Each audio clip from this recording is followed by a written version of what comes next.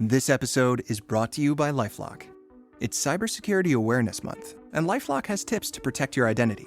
Use strong passwords, set up multi-factor authentication, report phishing, and update the software on your devices. And for comprehensive identity protection, let LifeLock alert you to suspicious uses of your personal information. LifeLock also fixes identity theft, guaranteed or your money back. Stay smart, safe, and protected with a 30-day free trial at LifeLock.com/podcast. Terms apply. Welcome to Looking at Lucasfilm, the podcast with a different perspective on the world of Star Wars, Indiana Jones, and all of the other entities that George Lucas, Kathleen Kennedy, Dave Filoni, and Jon Favreau, as well as the rest of the team at Lucasfilm, have dreamed up over the past 40 years.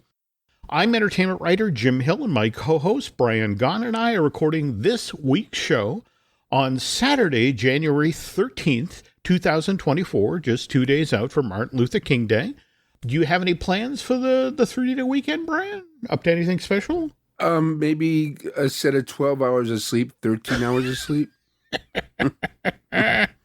Yeah, that's the joy of being an older white male, isn't it? It's like, oh, sleep. Yeah. And naps. Naps are the greatest thing. Naps are a good thing. So, has your new year gotten off to a good start? Or? Yes. Yeah, we've done pretty good. Liana, being Armenian, has this thing that if you lose something of value, then all the bad luck and evil will go with it. Mm-hmm. When we first got married, she lost her wedding ring. Mm-hmm. Now, we found the engagement ring, but we lost the wedding ring. She told me this, so it was easier to accept. Mm-hmm. I've been married now for going on 26 years, so I think it's pretty, it works. So this Christmas, it seems that Liana lost a ring that was worth quite a lot of money, and she thinks that she threw it away into the recycling. And she called the recycling. They go, well, we don't even look through it. We just crush it right away, and then we send it off. So I said, there it is. That's going to be our 2024. We're going to have a good one because all the bad luck and evil has gone with this very expensive ring. That made me feel very good about this year. I haven't lost anything of value, well, other than my mind, but I know. Again, I'm entering that phase of my life where, you walk into a room with purpose and then like, I'm coming in here because, the thing I meant to do, but just the notion of, you can walk 5 feet and your brain gets distracted. So, well, 2023 was not a great year, and especially with the losing of Mr. Adams, which I'm still messed up about.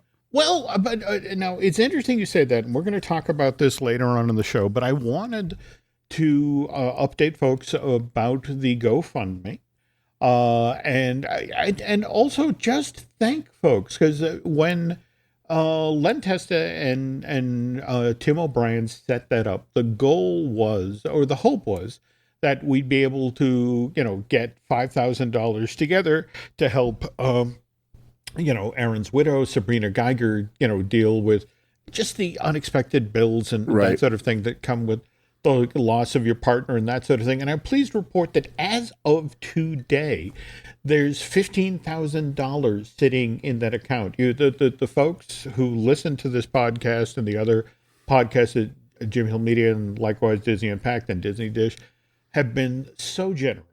They really came through, didn't they? Yeah, just again, I'm just so pleased with how Powell's reacted to that. Every week when you listen to these podcasts, it's like you and I read your stuff and you became part of my life, and then I met you. And it's the same thing with these things. You are letting these people into your life every week, and you get close to them. And when you lose them, something's missing. Yeah, I have to admit that in fact, at the Ginger Snap Challenge in November, there were so many people who, and that's the thing, we were actually sitting while Len and I were down there. we lost Aaron. I mean, we'd found out the week previous about his accident or his heart attack.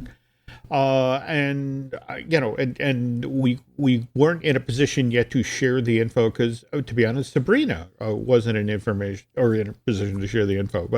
But so many people at that event came up and talked how, to myself and Len about how we were their friend from the car, that we were part of their Monday morning and how they so looked forward to hanging out in person with us because they'd hung out with us virtually for so long. And anyway, enough of the self-aggrandizing. We should really get to starting the actual show here, and because there's been a lot of Lucasfilm news. Yes, a lot. But before we get to news, I want to remind you the news portion of Looking at Lucasfilm is brought to you by TouringPlans.com.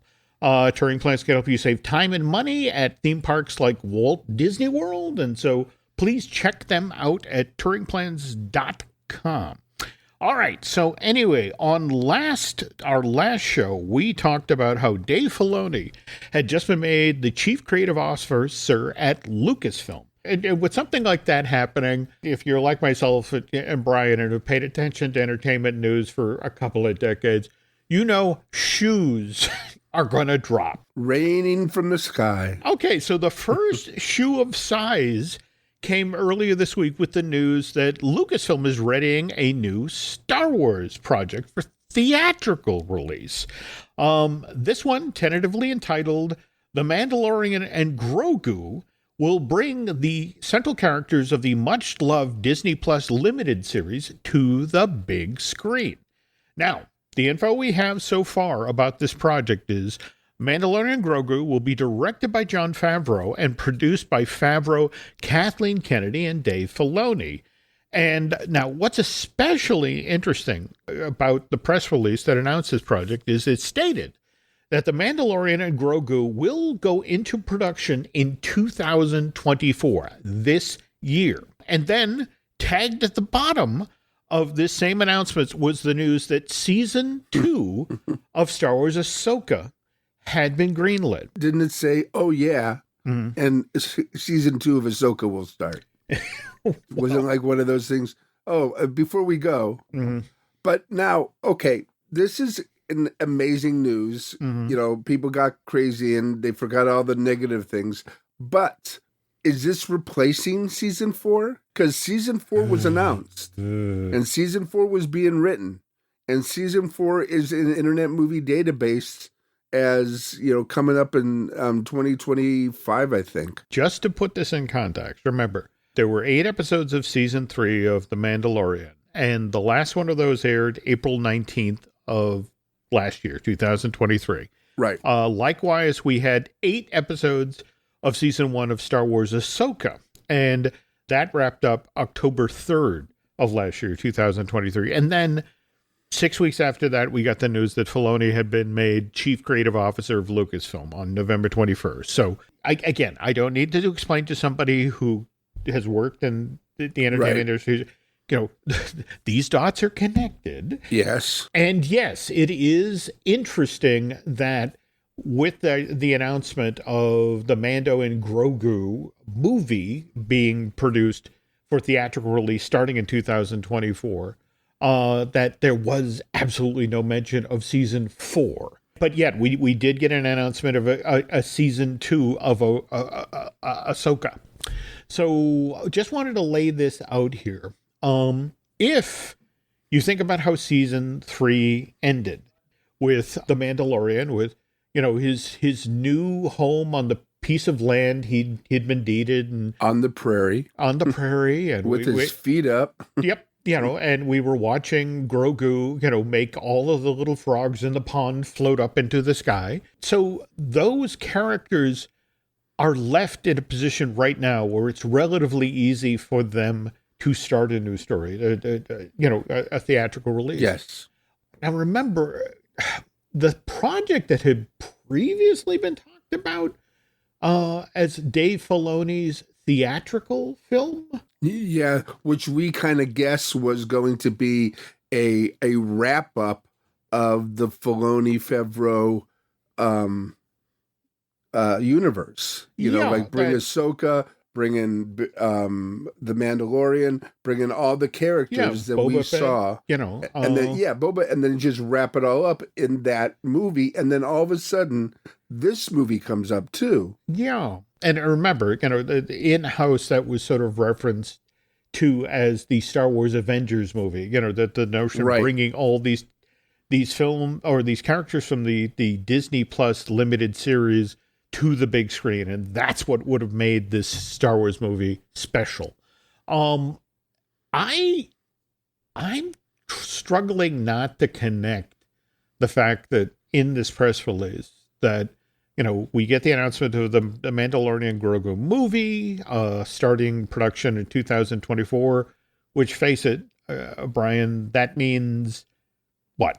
2025 at the earliest being released to theaters, right? Yeah. In fact, what's kind of interesting is if you drill down into the current version of the Disney future release schedule, the earliest new Star Wars films were going to arrive in theaters. In fact, what's fascinating, in 2026, there's actually 2 slots listed. There's a May 22nd, 2026, and the December 18th, 2026. Not to say that things can't move around. The May would have been the Rey film, and then the December could have been the Filoni film.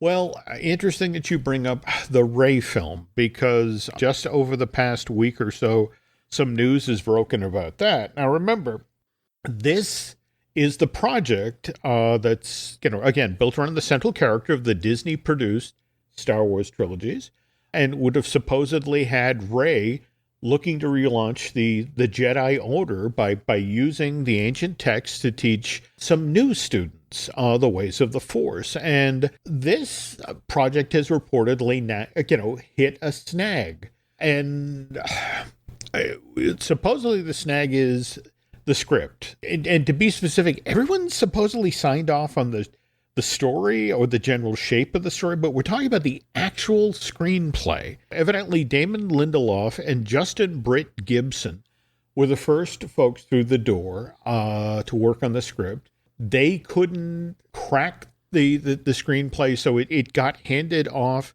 to a Stephen Knight. Now, Stephen Knight evidently is committed to a Peaky Blinders movie.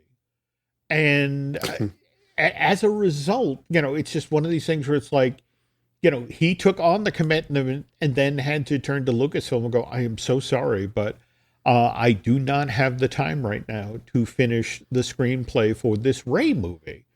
And so we're now in this very strange area where that project, which again, remember, it was talked up with much enthusiasm, now doesn't seem to be moving forward. So I have to wonder, is the Mandalorian and Grogu, did that get announced as starting production this year because of the script issues with the Rey movie? Well, also, remember the little controversy there was a couple weeks ago about the old interview with the director? Do you think that they wanted to bring something up for that to kind of like get that taste? I mean, it was BS news. It was all fabricated. It had nothing to do with reality.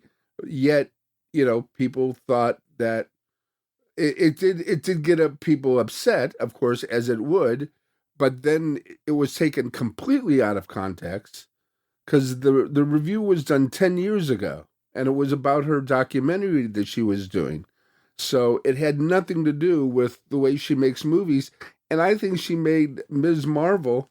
I think she did an amazing job on the episode she directed, especially the one about the partition of India and Pakistan, which I didn't even know about until I saw that show. Obviously, this is a strange time in Hollywood.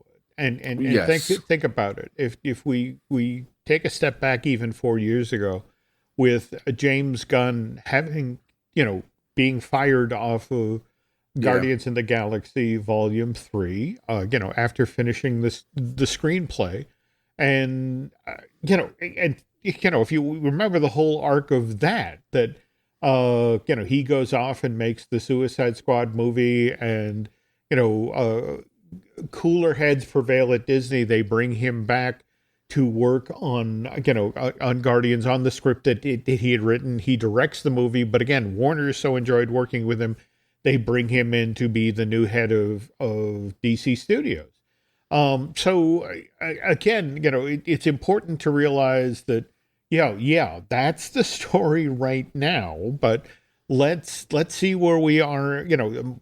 Movies take 2 and 3 years to get it, at the very least, to get up out of the ground. Let's see where we are from it. But remember, again, we were just talking about the earliest release dates that Disney currently has in its schedules for Star Wars, May of 2026, and then December of that same year. And things could change. In fact, speaking of things have been changing for the past couple years. Remember, 2 years ago, we got this whole group of films that were going to be made, and then, oh no, those aren't going to be made. These are going to be made, and then, oh no, did we say these were going to be made? We meant these were going to be made. So yeah, things have been crazy over there. Oh, and another thing about the press release, did you get an idea it came from anybody? Well, because usually they say the offices of, or Dave Filoni says, or this, that, and the other thing. And it started out as a narrative. There was like nothing to build up about, what's going on and who says it. And, it just seemed to be one of those things that, quick, get this out now. Don't attribute it to anybody because we don't want to get anybody in trouble. Well, the other thing to take into consideration is, remember, you talked at the top of the show about how bad a year 2023 was. And for the industry, the 1-2 punch of, first the writer's strike and then the actor's strike, and how, people, just now getting back to work, the things getting in front of cameras. And I think, to be honest, that's kind of one of the other aspects of this story, the whole notion of, the folks at Lucasfilm literally raising their hand, the effect of, there will be a Star Wars theatrical release in front of cameras in 2024, which means it's coming to a theater near you in 2025 or 2026. Now, mind you, to sort of counterbalance this, I mean, face it, there was a press release that Disney put out December 19th of this year that flat out mentioned that stuff that's already been produced for Star Wars, The Acolyte, Skeleton Crew, and Season 3 of The Bad Batch, are coming in 2024. Now, the question is when?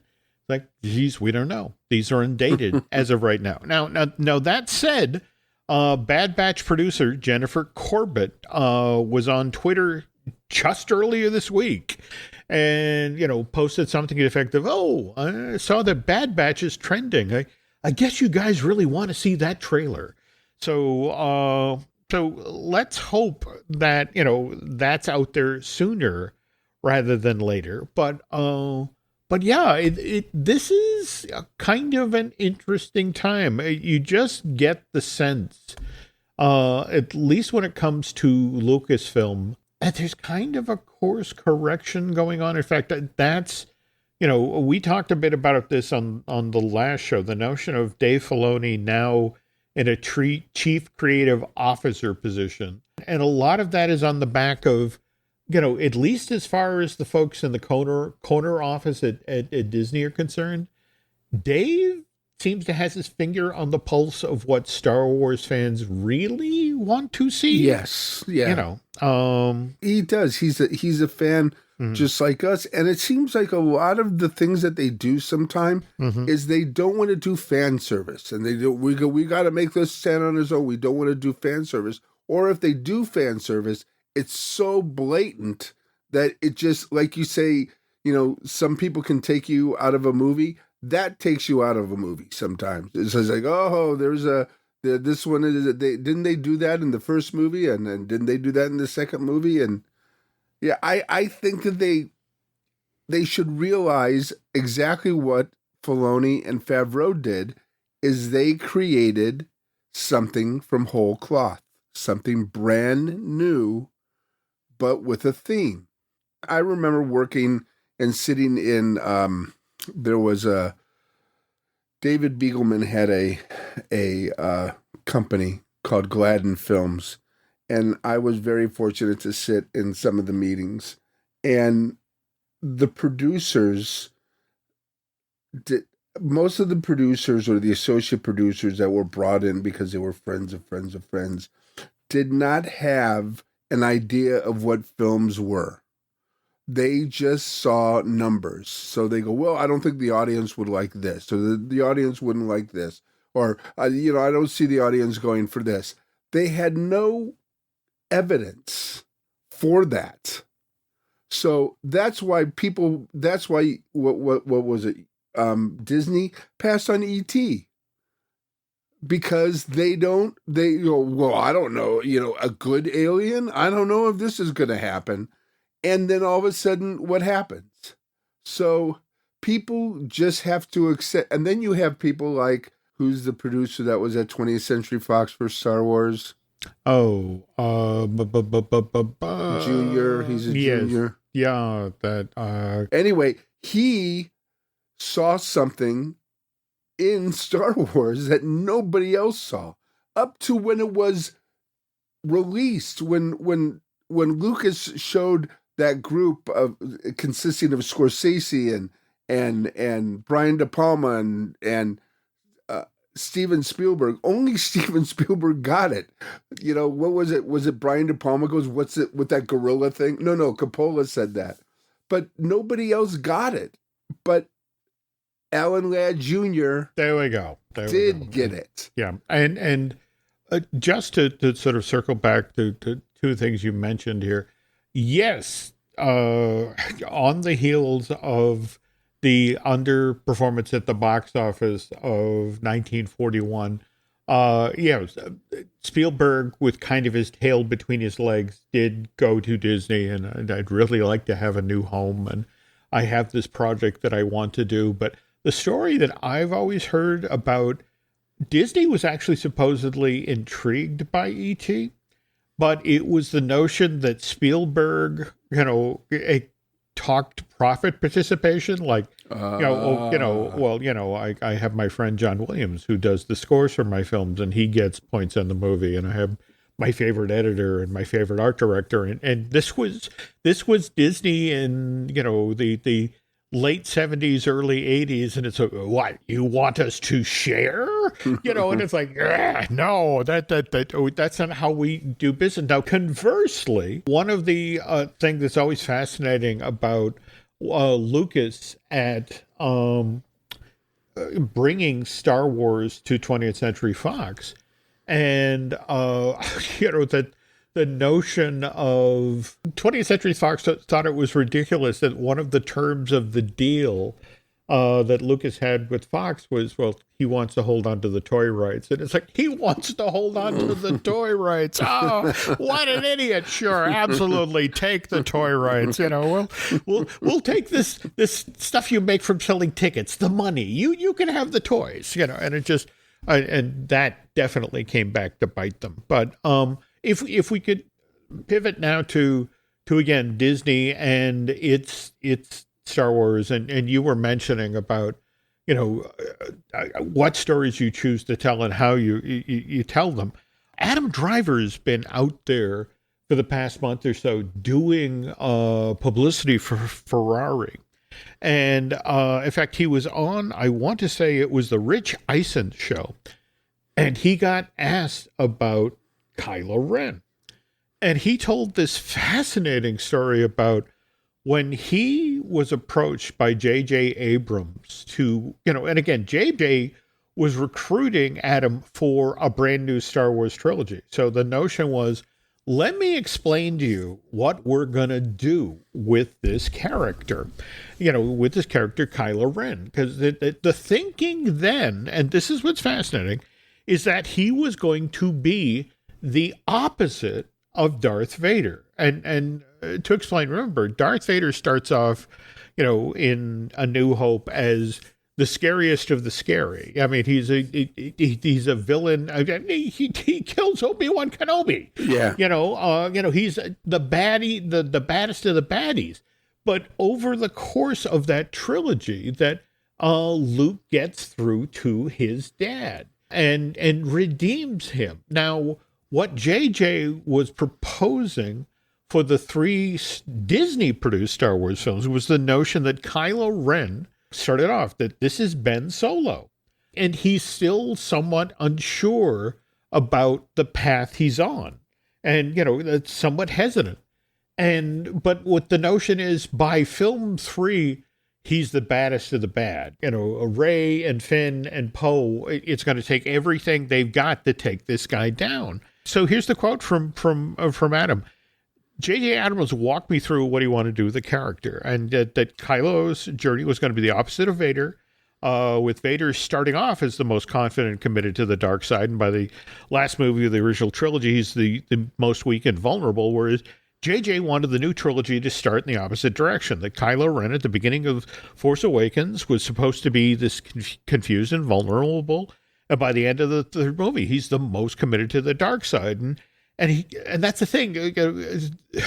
Why Adam Driver isn't exactly a fan of the Disney-produced Star Wars trilogy? He's like, look, I started, I tried to keep that arc in mind as I was performing in this trilogy, but in the end, my character wasn't able to make that journey because Kylo's overall arc changed while we were shooting. And this wasn't the version I signed up for when I agreed to play this character. So, Well, I think they want to please the audience. In the 3rd episode of Star Wars, there was redemption. So they figured, well, we'll do the same thing. Not only that, but remember General Hux?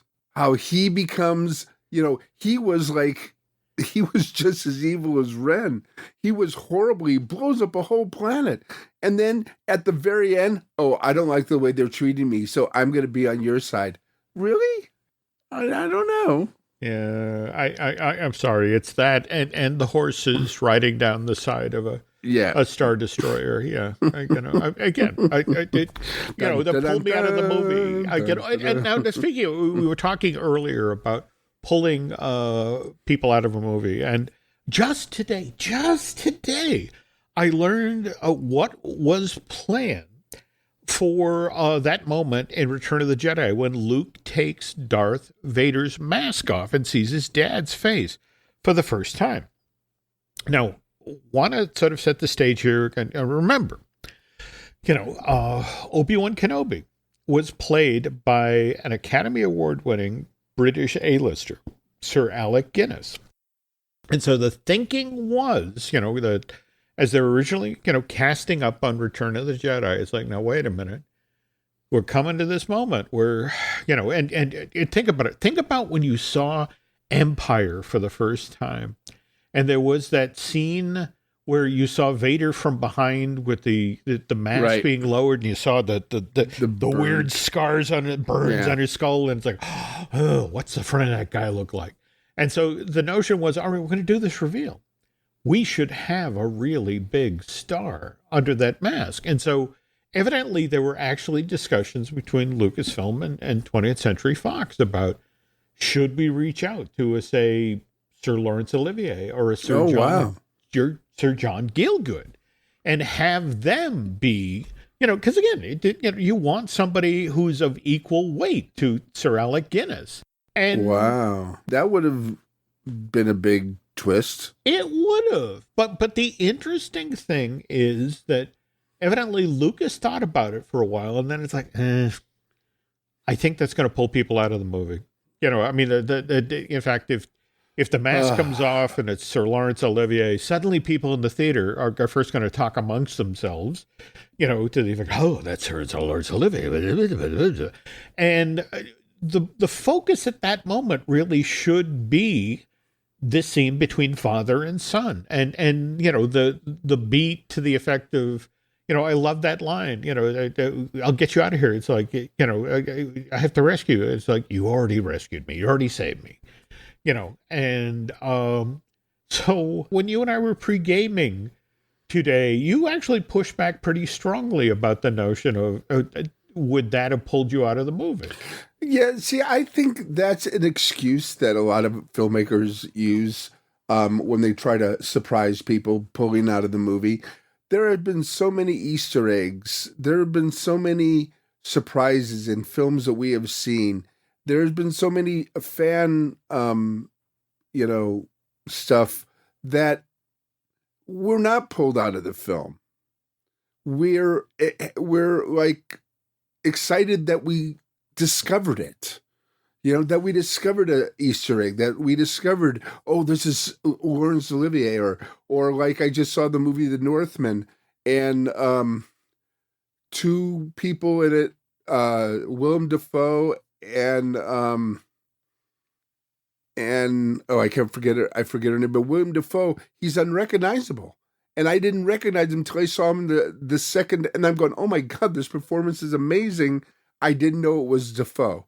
So it's just things like that, like when you saw Tom Cruise in Thunder. Oh, yeah. Okay. And it's just things like Thunder. that. Yeah. Tropic Thunder, just things like that. I think people enjoyed those things. So if it was an actor like that, I think people would go, wow, that was terrific. That was smart on their account.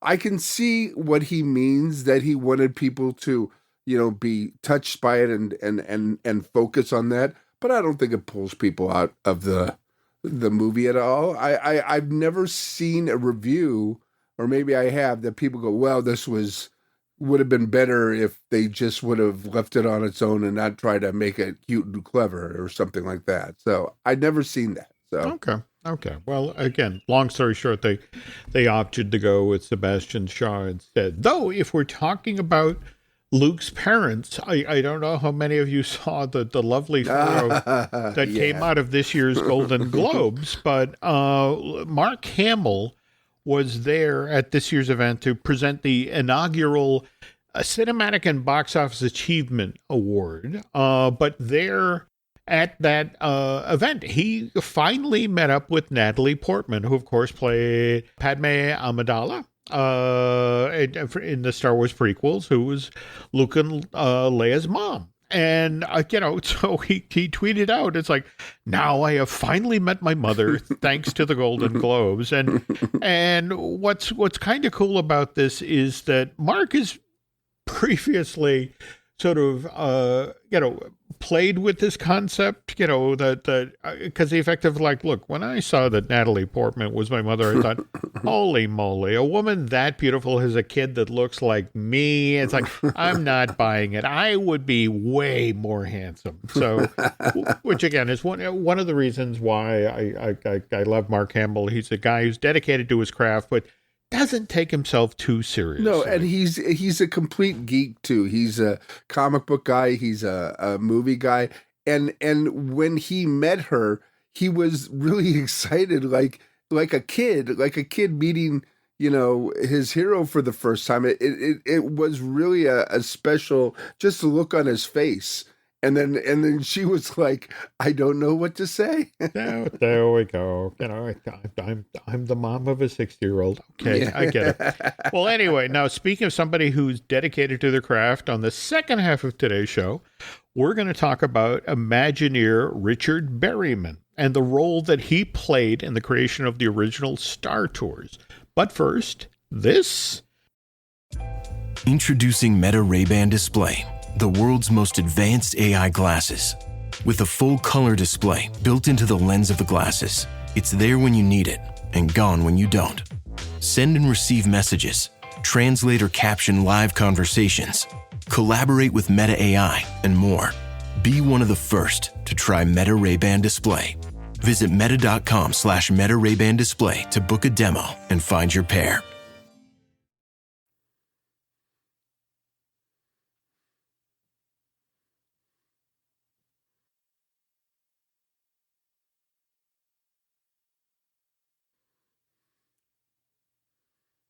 And we're back. Okay, earlier on today's show, we did talk about season of the Force, right? The special event that's coming to yeah, we talked about it last week. That's coming to Disneyland, right? Coming, I want to say April 5th through June 2nd, with May the 4th right in the middle there. right? But there's going to be, and in fact, this is when the brand new ride film for Star Tours is going to debut. The one that features Mandalorian, Grogu, Ahsoka, and Boba Fett.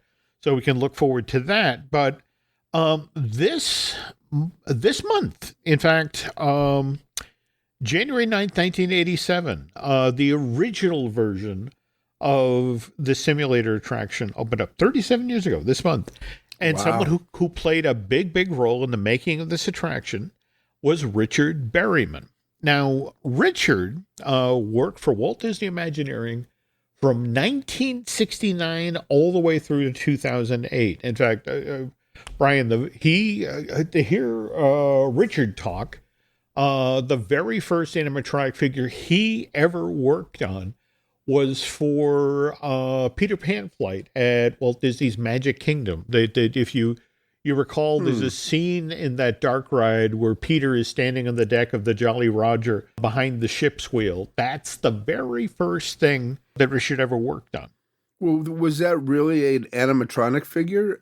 Because it's just, I don't remember it wasn't talking or anything. It's just like moving back and forth. Well, and it's so interesting you bring that up, because Richard did an interview for Walt's People, and I don't know if you're familiar with this series of books. It's a collection of interviews edited by Didier Guez. By the way, the subtitle of this series is Talking Disney with the Artists Who Knew Him.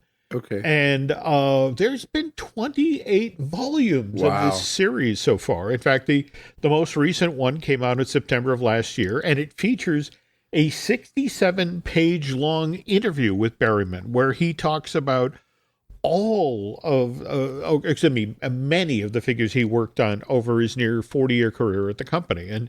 And they go all the way from state-of-the-art animatronics for Epcot's American Adventure and Muppet Vision 3D at the studios to, for lack of a better term, minimatronic animated props, as you just said. Okay. The Peter Pan figure at that, has limited movement, but it does have movement. Okay. And it has to work 365 days a year, 18 hours at a time, over and over and over again, doing exactly, what it needs to do to sell that show scene. So anyway, as part of this interview, Didier asked Richard what his favorite project to work on. And he said, well, look, the most memorable, I think, was C3PO.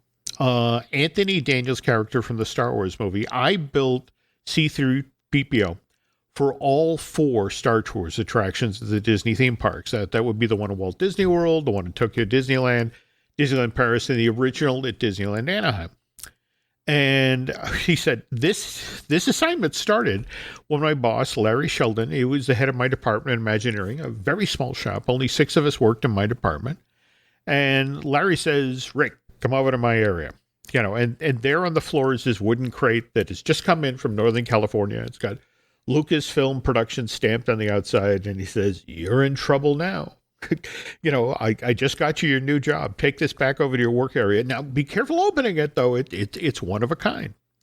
And so, so he picks up the box, and Larry places the animation sheet on the top of the crate, and he glances down, and it says C3PO. And again, you got to understand, like anybody who saw the original Star Wars movie, he's a fan, and he's like, it turns hilarious. Is this real? And it's like, yep, you're going to build C3PO for Star Tours. And I was so excited. So he opens up the crate, and there's all the parts for C3POs. So I pull each of the costume pieces out and carefully inspect them to make sure nothing's broken or missing. And the parts all have sand in them. And now, okay, if you're a fan of the original Star Wars trilogy, and you hear that Berryman, in 86, mind you, is opening up a box that's been in storage at Lucasfilm for a while, and inside are the pieces of the C3PO costume and filled with sand. What do you think? And it's like, oh my God, this is the suit that was used in production of the sandstorm scene that was shot and then cut out of Star Wars Episode 6, Return of the Jedi. And by the way, you can go to YouTube right now and watch this deleted scene. And by the way, it originally appeared in Episode 6 right after Luke, Leia, and Lando had rescued Han off of Jabba's sail barge. And in the film, this scene would have come right after the battle above the Sarlacc pit. And the scene, again, you can watch it today, shows our heroes making their way back to the Millennium Falcon in the middle of a blinding sandstorm. And what's funny is Han and Leia actually have an exchange of dialogue that sort of underlines this story point. So Leia first says, and the two of them are being blown about by this fierce storm, which, by the way, is being created practically on a soundstage at L Street Studios in the UK. You know, in fact, what's so funny on YouTube, you can choose from watching the one that was, you know, shot originally so you can barely hear the actors talking over the sound of the fans that are operating just off camera, or there's also a cleaned up audio cut where it's just sort of like, you know, you hear the wind effect, but you can hear the dialogue clearly. But anyway, so Leia first says, "Where is it?" And, you know, and she's asking Han about the location of the Falcon. And Solo says, "I don't know. All I can see is blowing sand." And Leia laughs and says, "Well, that's all any of us can see." And so, you know, Han snorts, "Well, I guess I'm getting better then." And just a reminder, at this point in the film, Solo is still recovering from the effects of being thawed out of carbonite, which supposedly temporarily damages eyesight. And anyway, right behind Leia and Han, you can see C3PO and R2-D2. They're struggling to keep up with them in the sandstorm, and the protocol droid calls out, "Hey, come back, wait for me." Anyway, so this is the C3PO suit that Richard Berryman is uncrating. That's why it's full of sand. It had been used in production for the sandstorm sequence in Return of the Jedi. Immediately after the scene, you know, the people on set look at it, and it's all torn up from the sand. Oh, right. And so they're like, "Oh, well, let's send this back to Industrial Light and Magic. They'll retool it, and we'll get it later." And that never happens. You know, it gets sent back, and for some reason just gets left. And by the way, what's especially interesting about the sandstorm scene, it was the very first scene shot for Return of the Jedi. In fact, it was shot 42 years ago this week on January 11th, 1982. Now, didn't they shoot that in California? Didn't they shoot that in Death Valley? Well, yes, they shot, in fact, what was the secret name of that film? Not Blue Horizon, Blue Thunder, Blue. Yeah, I think it was Blue Horizon. Okay. Well, what's interesting is they shot at Elstree early. In fact, well, what's kind of interesting is production of Empire had run so long and so far over budget that they were determined on a return to really hit the ground running. So it's like, okay, let's shoot everything as much as we can, on sound stages. So when we go to California, we have all that stuff in the can. So that's what's so funny, that yes, the actual battle above the Sarlacc pit and that sort of thing, that was in fact shot out in Death Valley or thereabouts. But this scene immediately afterwards of them making their way through a sandstorm back to the Millennium Falcon is shot on a soundstage, but again, with giant fans blowing in the background. But all right, anyway. Blue Harvest. Blue Harvest, there we go. Because I don't want people yelling and screaming at their radio and then not get the satisfaction of what it really was called. There we go. We try, folks. We try. Okay, so, all right, we back to Berryman talking with Gez in his interview for, again, volume 28 of Walt's People. So, all right, so we get the AA figure that's going to be wearing this authentic, used in the making of Return of the Jedi C3PO suit built. And it's now time to put the suit that we pulled out of the crate on this AA figure. And remember, suit's all scratched up from being used in the shoot of the deleted Sandstorm scene. So we call Lucasfilm because we're looking to restore the suit prior to placing it under the C3PO figure for the pre-show of Star Tours. And we asked them, what color gold paint should we use on C3PO? And the people at Lucasfilm said, no, that's not gold paint. That's gold leaf. Oh. And they're like, which means if we want the C3PO in this attraction to look as authentic as possible, we were going to have to go out and buy all these little boxes of gold leaf. And then we're going to have to lay these thin pieces of gold leaf down on the C3PO costume. All these pieces, by the way, are fiberglass. And then dab the gold foil into place with a thick, soft brush. And then to make sure that the gold leaf would stay in place, we're going to have to cover the exterior of this C3PO animatronic with a coat of clear urethane. And that's the thing. We had all sorts of talented people at Imagineering, skilled in all sorts of obscure, talents. But at that time, we didn't have anybody in the building who was familiar with working with gold leaf. So, which is why we wound up sending the C3PO costume off to this company in San Bernardino that gold plates things. Cool. So, and it's an interesting process, gold plating. The base, for at least for the C3PO figure, was copper. You got the fiberglass pieces dipped in that first, and they dipped C3PO's lower right leg in silver. There we go. Yeah, because that's how the droid looked in all the original Star Wars movies. And then finally, the rest of C3PO's body got dipped in gold. And that's real 24-karat gold, which makes this AA figure in the pre-show of Star Tours a very expensive figure.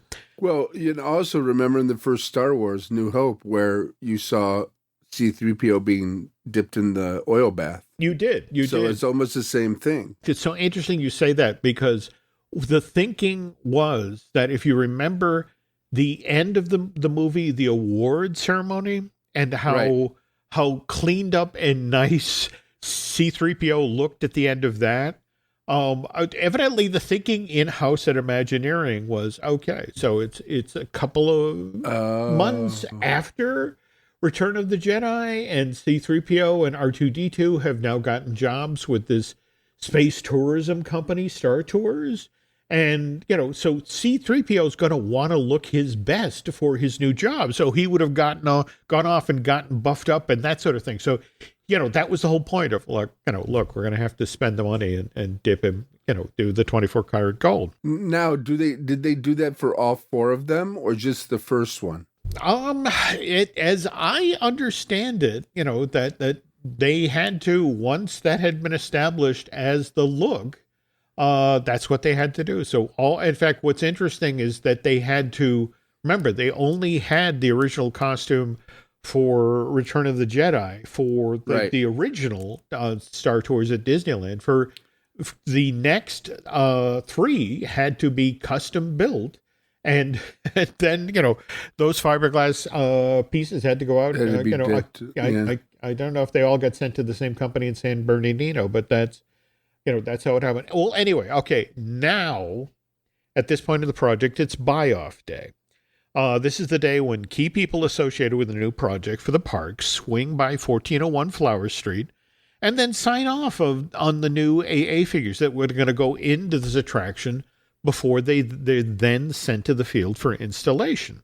But here's the thing. Because it's the world's first Star Tours, well, George Lucas decides that he wants to be there for buy-off day. Uh-huh.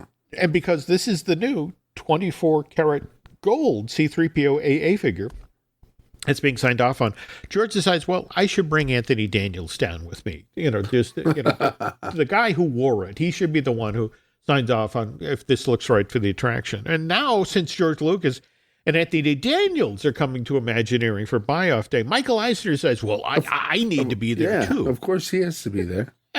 But just so you know, Ryan, on a typical buy-off day, it's literally only the art director of that attraction, who then needs to sign off on the show. But now, but not the head of Lucasfilm or not the CEO of the Walt Disney Company. And so, all right, so Berryman continues the story that he shared with Didier Guez. So obviously, there's now a lot of extra pressure on buy-off day for Star Tours. But prior to putting together the C3PO AA figure, I'd done my homework. I had a secretary who worked at WED call up to Lucasfilm, and I had them find out how tall Anthony Daniels was, and they said he was 6 feet tall, so that's how tall I built the C3PO figure, 6 feet tall. Which is why I'm confident, we're going to be fine for buy-off day, that Lucas and Eisner and Daniels are going to come to WED. They're going to look at the C3PO covered with gold, 24-karat gold, and say, he looks good, install him in the thing, don't worry about it. But that's not what happened at buy-off day. I'm literally on the other side of the campus. I'm working on the flight simulator for Star Tours when I get the call from Stan Abramson. He's my manager.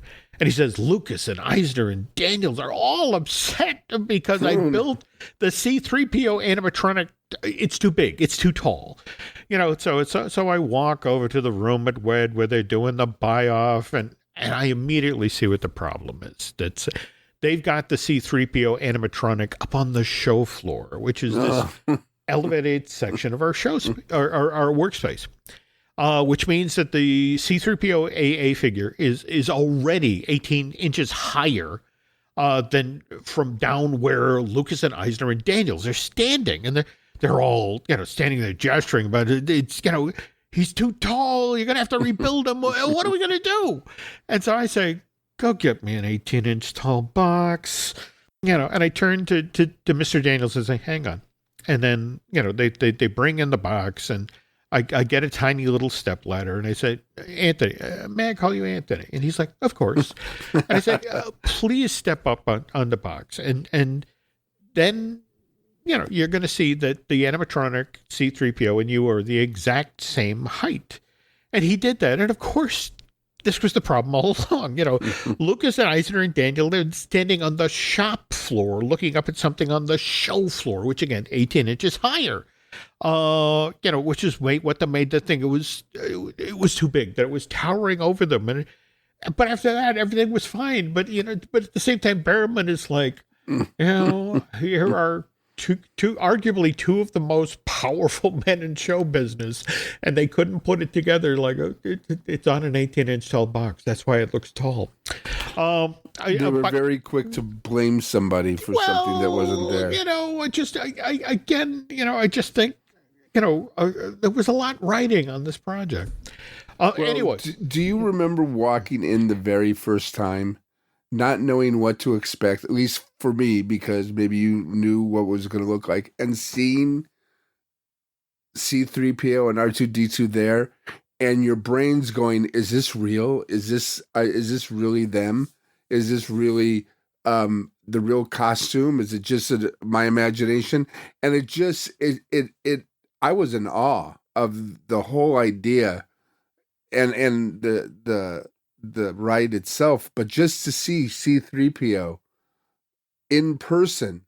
Well, the part of Star Tours that I only just learned about that kind of blew my mind was that, how when you walk in the building and, you sort of do the loop-de-loop, you walk down that ramp and there's the departure sign, and then there's the actual StarSpeeder in front of you. Right. That ramp, especially the one in Anaheim, that's actually the ramp, the original ramp from Adventures Through Inner Space. They just left it. All right. So where you walk down to where the StarSpeeder is where the mighty microscope was located. I mean, this tells you about how tight the budget was. And, that the whole notion was we're spending all this money on those 4, simulators that we bought from Ready Fusion. And the costume. Well, but again, the whole notion is that initially they thought they were saving money because they were sending the original screen used costume down, only to then find, if it's going to look like in the movie, you're going to have to gold foil, boys. And it's like, but by the way, it's worth noting here that Richard has a teeny bit more history when it comes to C3PO, at least as far as the Disney theme park attractions are concerned. And, all right. So you have to understand that Richard retires from WDI in July of 2008. But then September of 2010, Richard is invited to panel as part of that marvelous mechanized magic event that was held in the grand ballroom of the Disneyland Hotel. And I was lucky enough to be at this evening that was put together by 8 Pen Publishing. And it was this amazing one-time only collection of veteran Imagineers. We all sat there having a lovely dinner, and these folks sat on stage and told us stories we were never supposed to hear about the Disney theme parks. And so, anyway, as part of that night's festivities, during the History of Audio Animatronics presentation, this is when Berryman let slip that as part of the upcoming update of Star Tours, C3PO was going to replace Captain Rex as the pilot of the StarSpeeder 1000 rather than the StarSpeeder 3000. But no one was supposed to know about this change out. But the thing is that Richard said it so casually and just sort of tossed it off in conversation. Now, mind you, we all knew at that point that Star Tours was going to close in a month. In fact, it closed in October of 2010 to begin the Adventures Continue update. But people weren't supposed to know about the C3PO, his new role in the simulator, till Star Tours 2.0 opened May the following year, 2011. And I remember that night, Seth Kubersky, who was writing for the Orlando Weekly, he was sitting elsewhere in the hall, and he walked up to me at the end of the evening, and it's like, you heard that, right? You heard what he said.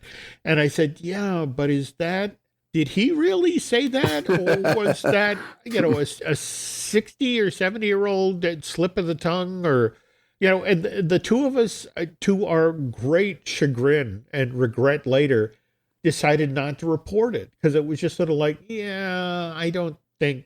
And nobody reported it at all? No, nobody reported it. Wow, that's unusual. Well, of course, that was at a time there wasn't any media. Well, mind you, we all had our phones and the internet was still up and running at that point. I think, though, it was just one of these things where it was, it was a 3-hour-long evening, and here was this nugget in the middle that had just got tossed out quick, and then the conversation moved on. And it's like, geez. But look how many rumors are on the internet now. I mean, people just sneeze, and all of a sudden, that sneeze sounded like George Lucas was going to be back on directing the next one. Well, now, speaking of rumors again, I just want to point out that Star Tours 3.0, which again is supposed to feature appearances by The Mandalorian, Ahsoka, Boba Fett, and Grogu, we're 3 months out from this debuting on April 5th. And, we'll debut with the kickoff of Season of the Force at Disneyland, but we're anticipating that this ride film also shows up at the, Disney's Hollywood Studios in Florida, and eventually Florida and Paris. But I have to stress here, folks, I do not know. In fact, Brian was asking merely, is C3PO still going to be in place? It's like, to be honest, I don't know. And just to be clear, I have no idea if sandstorms, factor into this show at all. Well, also Disneyland is selling their magic keys again. Yeah. So, but I don't even know if it's going to be worth it if they don't get rid of the reservation thing. I mean, it's a different experience going to the Disney theme parks these days. Do you think they'll get rid of the reservations? Well, again, remember, in fact, we had all sorts of people in Florida this past week doing I am park hopping. I have gone to the Magic Kingdom. Okay. You know, So it's getting there. Okay. You know, there were so many people who did 4 theme parks in Florida today video. By the way, just sort of put a cap on today's story. If you want to learn more about Richard Berryman, you can get yourself a copy of Volume 28 of Walt's People, which was published by Skyway Press in September of last year, 2023. Okay, folks, so that is going to do it for this week. Brian and I will be back in 2 weeks' time. Brian, in the meantime, where can folks find you on social media? The best places find me on Instagram at BT Gaughan, Gaughan. Until I update other things, I'm going to just post there. Okay, cool. And where can we find you? Well, I'm still on the site formerly known as Twitter, now X, and over on Instagram as Jim Hill Media. Likewise on Facebook as Jim Hill Media News. And thank you again for looking at Lucasfilm today. Just want to remind you that we do have some other podcasts here at Jim Hill Media. We've got, of course, Disney Dish that I do with Len Testa. We have also Fine Tuning Animation News, which I do with Drew Taylor. Just this past week, Eric Kersey and I recorded the first half of a brand new episode, Universal Podcast. I have a brand new name, the Epic Universal Podcast. And let's see, what else? And we, of course, have our Patreon project, Disney Unpacked. Len and I launched that in October. It's our collaboration with longtime Imagineer Jim Schul. This past month, we have had up our story about Mickey's Birthday Land in Florida coming in February. We have something of a sequel, which talks about the design and development of the land in California that was inspired by Mickey's Birthday Land, and that was Mickey's Toontown.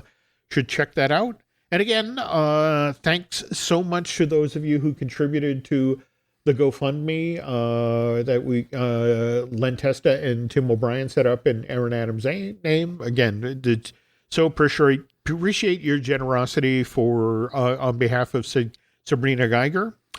And I think that's going to do it for this week. Cool. So, on behalf of Mr. Gaughan, thank you for listening, and we will be back soon.